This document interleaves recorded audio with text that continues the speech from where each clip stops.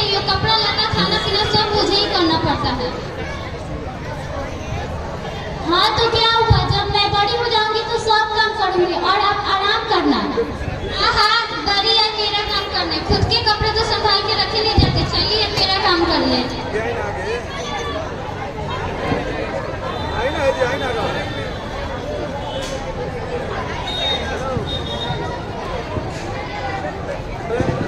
पापा आज कहाँ जाने की तैयारी कर रहे हो? मैं खेत में काम करने जा रहा हूँ बेटा। पापा खेत में काम करने से क्या होगा? बेटा खेत में काम करने जाऊंगा तभी तो पैसे आएंगे ना, और फिर उन पैसों से घर का राशन और तुम्हारे पढ़ाई लिखाई का खर्च पूरा होगा। पापा आप हम लोग के लिए इतनी मेहनत करते हो, मैं भी आपके साथ चलूंगा और आपके काम में हाथ बटाऊंगा।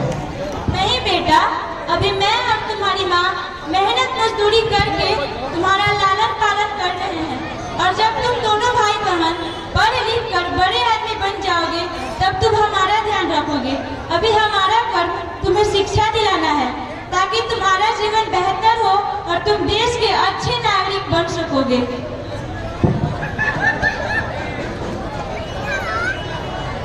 पापा लेकिन हमारे पड़ोसी गोवर्धन चाचा तो अपने दोनों बच्चे को स्कूल नहीं भेजते हैं और उन लोगों से काम करवाते हैं, इसलिए तो उनका दुकान अच्छा चलता है और वे सब मिलकर ठाट से रहते हैं।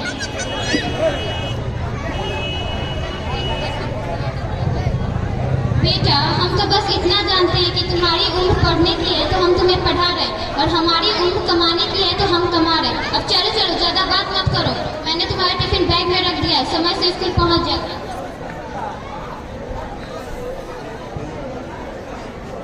ठीक है माँ।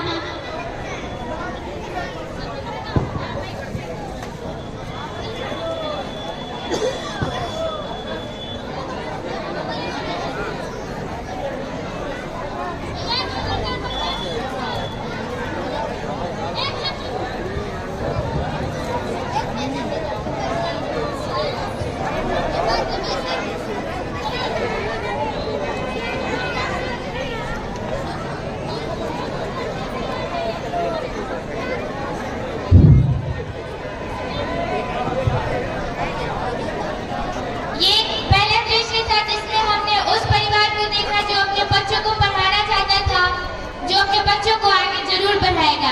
ये अब दूसरा सीन स्टार्ट होने जा रहा है जिसमें हम दूसरे परिवार को देखेंगे जो शिक्षा के महत्व को जानते ही नहीं है। इस सीन में हमारी सोसाइटी में जो बैकवर्डनेस है ना, जो कंजर्वेटिव सोच के लोग हैं, जो आज भी बेटियों को नहीं पढ़ाना चाहते हैं, लेकिन आप तो देखते हो कि बेटियां आजकल कितना काम कर रही हैं, लेकिन फिर भी ये लोग पढ़ाना नहीं चाहते हैं। इस चीज को इस सीन में दर्शाया जाएगा। तो चलिए सीन को शुरू करते हैं।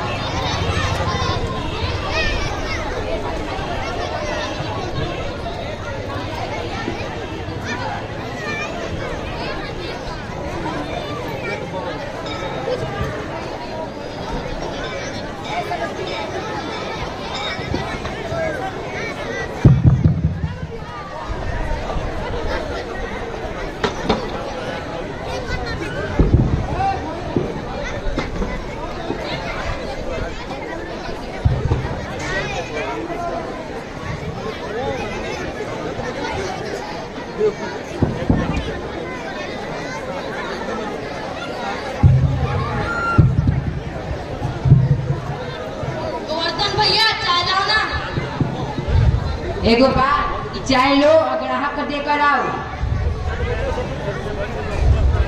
ये लीजिए।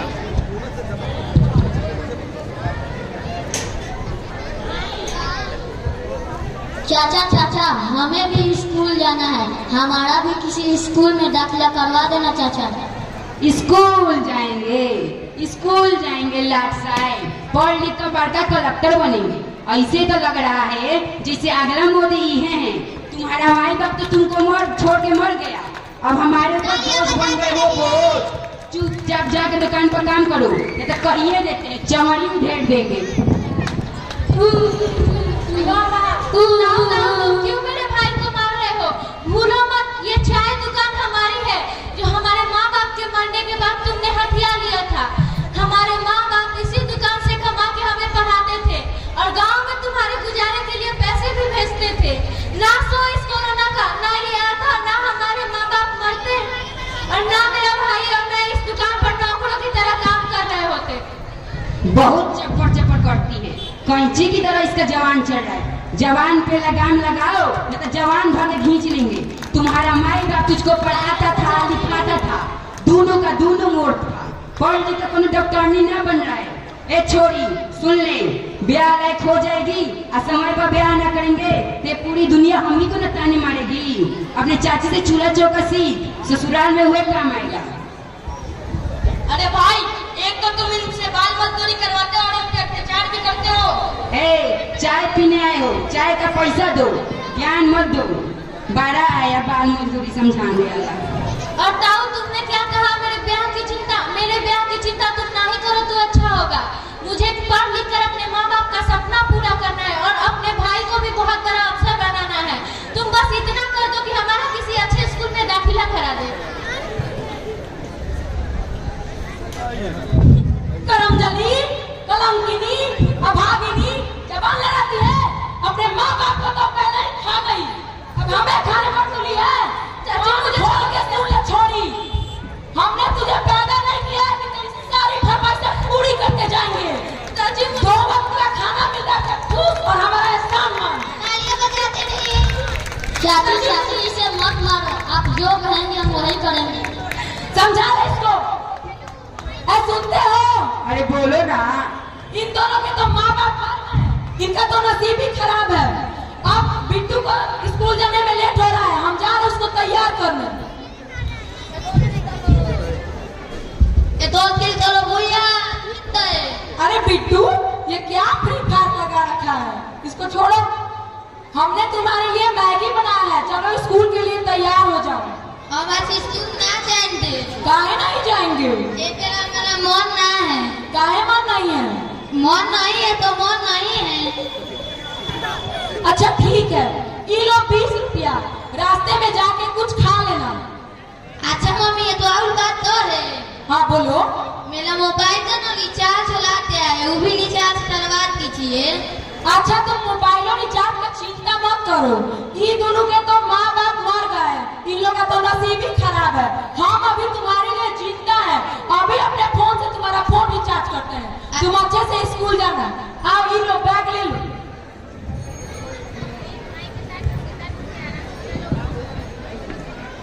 ये लो, अच्छे से स्कूल जाना। अच्छा ठीक है, रास्ते में कुछ खा लेना। ठीक है।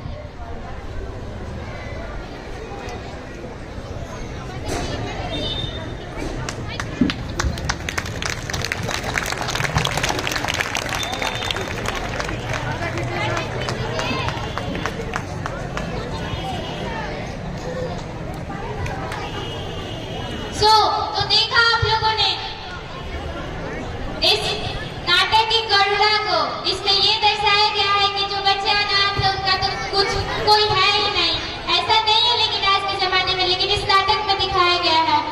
साथ में आपने ये भी देखा होगा कि उस औरत ने अपने बेटे को कितना लाड प्यार करती है और वही अपने भाई के बच्चों के साथ कितना दुर्व्यवहार करती है। ये शायद आज की सोसाइटी में भी एग्जिस्ट करता है। खैर कोई बात नहीं, शिक्षा होते ही सब कुछ सुधर जाएगा, सब एक नया मोड़ लेगा और हम लोग एक अच्छे एनवायरमेंट में रहेंगे जिसमें सबको इक्वल राइट्स दिया जाएगा, सबको साथ रखा जाएगा, किसी को इल ट्रीटमेंट नहीं होगा। अब आगे सीन में हम लोग देखते हैं कि वो बच्चे जो अनाथ हैं उनको कैसा लगता है, वो लोग कैसा महसूस करते हैं।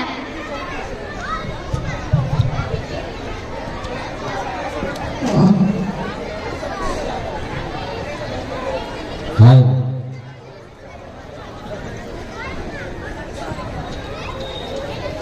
देखिए नाटक में तो बहुत करुणा है, पर आप लोग तालियां वालियां नहीं बजा रहे। बजाइए थोड़ा तालियां, पीछे के लोग तो बिल्कुल भी नहीं बजा रहे हैं। तालियां बजाइए।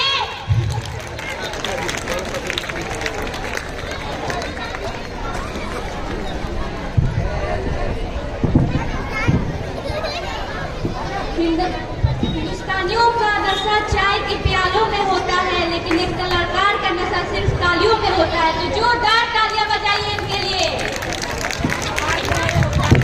देखिए ऐसा सीन है कि बच्चे पार्क में खेल रहे हैं और जो अनाथ बच्चे हैं उन्हें कैसा फील होता है वो दिखाया जाएगा इस सीन में।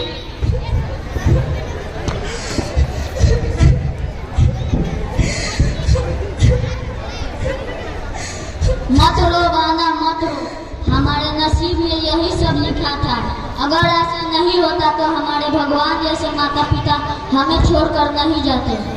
हाँ भाई तू सही कहता है, बहुत किस्मत वाले होते हैं वो लोग जिनके पास उनके माँ बाप भगवान ने तो हमारे माँ बाप ही छीन लिए। माँ बाप भी ऐसे होते हैं। What a fantastic performance! इतनी भी तकलीफ से पाल पोस के बड़ा करके उन्हें पढ़ा लिखा कर बड़ा करते हैं। भगवान ने तो हमसे हमारे माँ बाप भी छीन लिए, हमारी तो किस्मत भी फूटी है।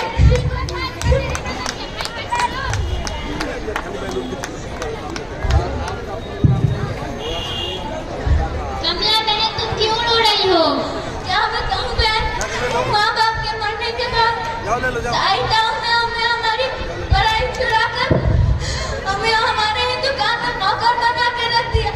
वो तो हमें पढ़ाना ही नहीं चाहते, हमें तो घर पे खाना भी नहीं मिलता उन्हें। हाँ बहन तुम तो हमारे ही साथ पढ़ती थी, पर तुम पढ़ने में भी बहुत अच्छी हो।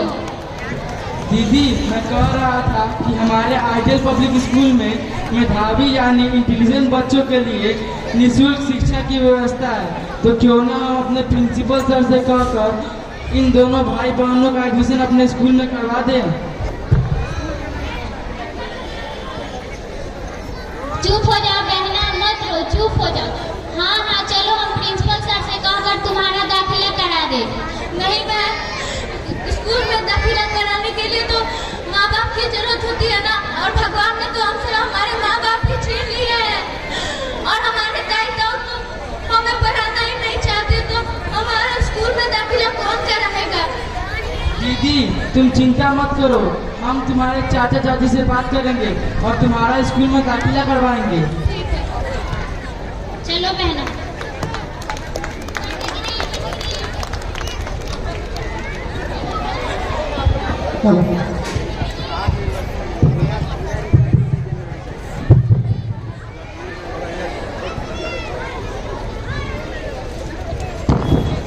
जैसे कि आप सभी ने देखा कि एक अनाथ बच्चे जिनके माँ बाप नहीं होते वो कैसा फील करते हैं। लड़की में वो सब करुणा दिख रही है, बस आप लोग तालियों की कमी करते रहे। तालियां तो बता दीजिए कम से कम उसकी सुंदर प्रस्तुति के लिए। एकदम भाव झलक रहा था, आप लोग तालियां भी नहीं बजा रहे। तालियां बजाइए। आगे की सीन में हम लोग देखेंगे कि जो अनाथ बच्चे हैं उनके कुछ दोस्त उनकी चाची के पास जाके बोलेंगे कि आप उनका एडमिशन करवा दीजिए, हम लोग के साथ पढ़ेंगे। वो लोग एक बहुत मेधावी छात्र हैं, लेकिन उनके चाचा चाची की बात मानने को तैयार नहीं है। वो लोग उन्हें पढ़ाना ही नहीं चाहते हैं। तो उनके दोस्त आएंगे, उन अनाथ बच्चों के दोस्त आएंगे, वो लोग बोलेंगे, उनके चाचा चाची से निवेदन करेंगे, रिक्वेस्ट करेंगे।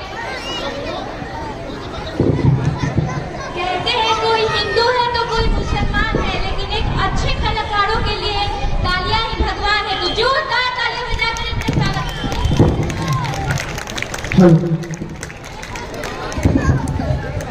तो जोरदार तालियां बजाइए इसके लिए।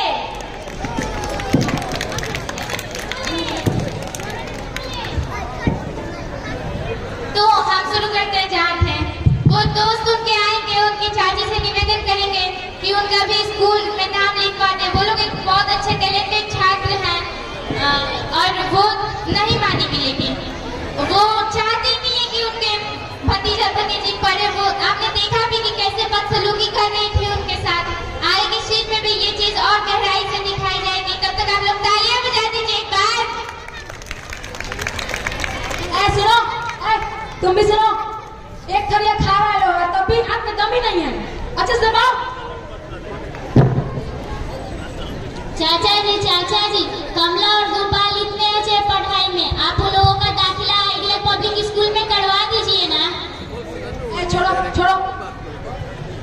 माने तुम इसका वकील बन के आई हो, वकालत कर रही हो।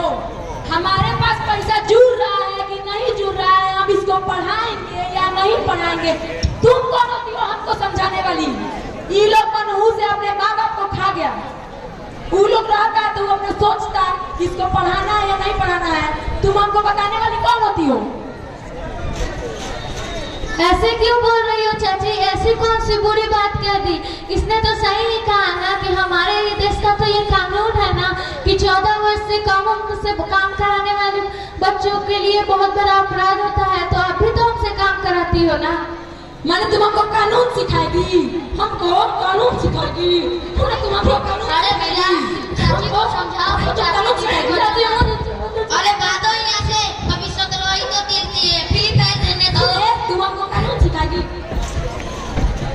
चाचा चाची को समझाओ कि दीदी को ना मारे। छोड़ दो चाची। नहीं मैंने तुम हमको कानून भाग यहाँ से। चाची मुझे छोड़ दो चाची। नहीं, अब तो उसका पूजा चढ़ा है। रुको रुको, अभी तुमको बताते हैं। कानून सिखाएगी हमको? क्या कर रहे हो जी तुम लोग? बच्चों को पीटते हो। चलो अभी तुमको हम हवालात का हवा खिलाते हैं। सिपाही पकड़ो इन्हें।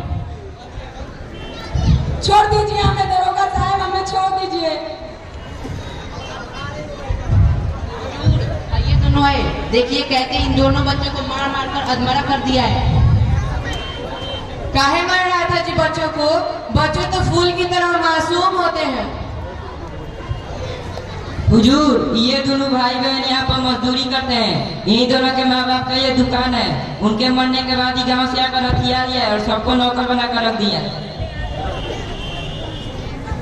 अच्छा ये मसला है, हमको तो पता ही नहीं था। काहे जी तुम दोनों को पता नहीं है कि 14 वर्ष से कम उम्र के बच्चों से काम करवाना कानूनन अपराध है। अभी तो ये दोनों का पढ़ने लिखने का उम्र है। माफ कर दीजिए हुजूर, हमें हम अनपढ़ गवार आदमी कानून क्या जाने हुजूर। अरे कानून तो हम तुमको सिखाएंगे। 2-3 दिन जेल की रोटी खाओगे ना तो कानून अच्छी तरह समझ आ जाएगा। अरे विराज बेटा, बचाओ हम लोगों को, पुलिस तेरी माँ को पकड़ के ले जा रही है। अरे पापा फ्री फायर खेलने दो ना, ऑफिसर था इसे तो तिल दिए हैं। बार बोलता है बोले सर्कल से, ये थैली में ना पूछाता है। दरोगा जी इन्हें छोड़ दो, दरोगा जी प्लीज इन्हें छोड़ दो। ये जैसे भी है हमारे टाइम हुआ, अगर ये नहीं रहेंगे तो भी राज की पढ़ाई लिखाई बंद हो जाएगी। आप प्लीज इन्हें छोड़ दो। उठो बच्ची, देख ये बच्ची कैसे भगवान बनकर तुम दोनों को बचाने आ गई और तुम दोनों इन्हीं पर अत्याचार कर रहे थे। माफ कर दीजिए दरोगा साहब हम लोगों को, अब से हम इन बच्चों पर अत्याचार नहीं करेंगे। ठीक है। हाँ दरोगा साहब, अब हम कल ही जाकर इन दोनों का एडमिशन आइडियल पब्लिक स्कूल में करा देंगे। ठीक है, इन बच्चों के कहने पर और इस भरोसे पर कि तुम दोनों इन बच्चों को सही शिक्षा दिलाओगे, हम तुमको छोड़ रहे हैं। यदि इन बच्चों की शिक्षा में कमी आई तो हम तुमको जेल करा देंगे। ये तुम्हारा बेटा है ना? हाँ, इसकी कसम खाकर कहो कि तुम दोनों इन बच्चों को शिक्षा दिलाओगे। हम कसम खाते हैं दरोगा साहब कि हम इन दोनों बच्चों को अच्छी से अच्छी शिक्षा दिलाने का प्रयास करेंगे। ठीक है, छोड़ दो सिपाही जी।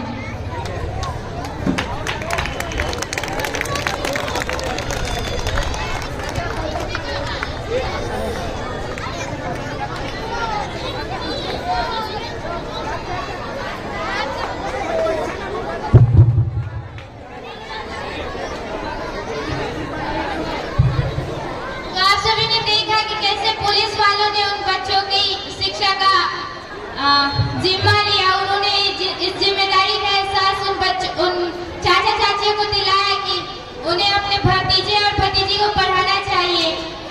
ये पुलिस वाले भी तो हमारी शिक्षा का ही देन है। अगर वो लोग नहीं पढ़ते तो पुलिस कहाँ से बनते? तो आप